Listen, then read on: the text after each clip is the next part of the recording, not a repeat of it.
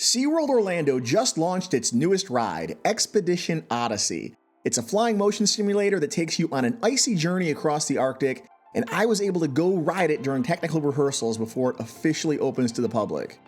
But after getting a chance to ride it, I was feeling a little bit cold. Let's break down what works, what doesn't, and whether it's worth what will probably be a pretty long wait. Expedition Odyssey is SeaWorld's answer to Walt Disney World's Soarin' over at Epcot. But instead of gliding over global landmarks, you're going to be soaring over snowy mountains, icebergs, oceans, and majestic Arctic wildlife. The ride flies you past walruses, polar bears, beluga whales, and orcas. And it was all shot with real drones. No CGI here like they did with Soarin'. It is a welcome change of pace for a park that's been doubling down on big roller coasters, and it's nice to see a more family-friendly edition aimed at offering something different in the park. But unfortunately, different doesn't always mean better.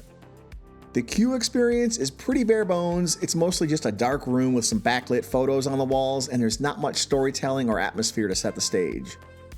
The pre-show does include some behind-the-scenes footage showing how the real-life Arctic drone footage was captured, which I actually did appreciate. It does look like this was a pretty ambitious project, and once you step into the ride vehicle, the deja vu will really hit. It looks and feels very familiar and clearly modeled after Soarin's setup. The difference, though, is that instead of lifting you upwards and off the ground like Soarin does, this system rotates you 180 degrees to face a large half-dome screen that you're suspended over and in front of, while you're first met with a projected image of the Aurora Borealis. Now that screen should be the star of the show, but for me, it's where the ride really stumbles the most. As soon as the film began, the image quality felt noticeably off. It was grainy, slightly out of focus, a little pixelated, and even a bit jittery in places. It kind of looked like an upscaled 1080p video that was blown up to try to make it look 4K, and it gave off the impression that this ride had been here for about a decade or so, with a film that looked like it had naturally aged a bit over a few years' time. Not a premiering brand new ride, which is a shame because the scenes themselves, gliding past glaciers, diving with orcas, are really compelling. They just don't look as sharp or immersive as they should. The film even opens on a shot of a pointy-topped snowy mountain, which instantly invokes thoughts and comparisons of Soarin's opening shot of the Matterhorn in Switzerland. The decision almost feels intentional, but I really think this was a big mistake, because while it invokes Soarin in your mind, it instantly invites you to compare this ride against that one, and this film looks noticeably less sharp and lower resolution, and that was the moment I thought, uh-oh, as soon as the ride began and I was greeted with this scene. Now, one element I did like, the cold wind and light mist effects. Yeah, you're going to be hit in the face with some cool gentle breezes and mist a few times on this ride. Those are fun and unique and hit at just the right moments and add to the immersion, especially while you're already baking in the Florida sun outside. They feel really nice. And the motion simulation of the film is a bit faster and more abrupt than I expected. It sometimes felt like the ride was aiming for mild thrills instead of that peaceful, relaxing, awe-inspiring floating feeling that Soarin nails. And some of the scene transitions came a little too quickly, leaving barely enough time to really take in what you were looking at before you were on to the next shot really quickly. I really wish they would have kind of slowed down a bit and let the experience have a little time to breathe.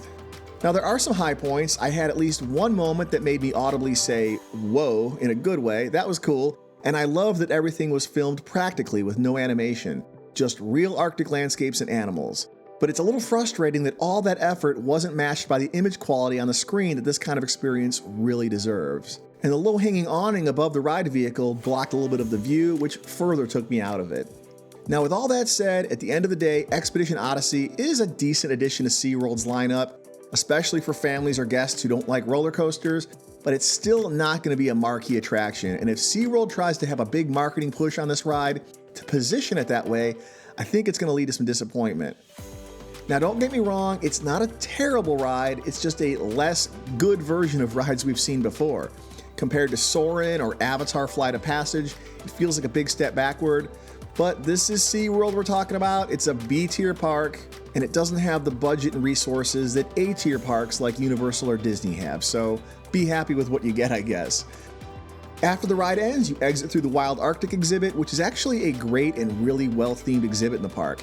It's themed to an Arctic expedition camp, and it's home to beluga whales, penguins, and a huge walrus. This isn't a new exhibit, it's been here since 1998, but this ride is another way to enter the exhibit. And if you don't want to stand in line and go on the ride, you can skip the ride and go in here through a separate entrance. And at the end of it all, of course, there's going to be a gift shop. So what's my score? I am going to generously give this one a B-, maybe a C if the line is longer than 30 minutes, maybe a little bit more if they can improve the film quality a bit. I really hope the less than stellar image quality was just because it's new and they haven't really dialed it in just yet. Because this was an ambitious project and the team who shot it clearly put in a lot of work and they deserve a better showcase. I appreciate that this was shot practically and without CGI. I like the cold wind and mist effects. And I like that this is an addition to the park that's aimed at a broader audience, not just roller coaster junkies. I'd say it's worth checking out if you're in the park and the line is relatively short, but I wouldn't make a special trip out here or wait more than 30 minutes to ride this one. So that's my take on SeaWorld's new Expedition Odyssey ride. There was a few cool ideas in there with just some less than perfect execution, I thought. A few cold blasts of air and a film that left me wishing for a little bit more clarity. If you've ridden it or plan to ride it, drop a comment and let me know what you thought. Did you like it better than I did, or did it fall a little bit flat for you too? And if you love discovering the real Florida, theme parks, hidden gems, quirky attractions, and everything in between, make sure to like this video, subscribe, and tap the bell so you don't miss what's coming next. Thanks for watching, and I'll see you around the Sunshine State.